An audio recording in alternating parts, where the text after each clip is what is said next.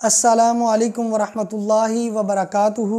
नाज़रीन, आप देख रहे हैं मेरा यूट्यूब चैनल और मैं हूं असदुल्ला इब्राहिम। आज की इस वीडियो में मैं आपके लिए एक बहुत ही प्यारी दुआ लेकर आया हूं। ये दुआ रसूलुल्लाह सल्लल्लाहु अलैहि वसल्लम फ़जर की नमाज के बाद पढ़ते थे, तो मैं आपसे ये गुजारिश करूंगा कि आप भी फ़जर की नमाज के बाद ये वाली दुआ लाजमी पढ़ा करें। इंशाल्लाह आपको बहुत ज़्यादा फ़ायदा होगा। वो दुआ कौन सी है? अल्लाहुम्मा इन्नी अस्अलुका इल्मन नाफ़िआ व रिज़्क़न तय्यिबा व अमलन मुतक़ब्बला। ए अल्लाह, मैं तुझसे नफ़ा देने वाले इल्म का सवाल करता हूँ और पाकीज़ा रिज़्क़ का और ऐसे अमल का जो कबूल कर लिया जाए। तो मैं आपसे ये गुजारिश करूँगा कि आप भी ये फ़जर की नमाज के बाद ये दुआ लाजमी पढ़ा करें। इंशाअल्लाह आपको बहुत ज़्यादा फ़ायदा होगा।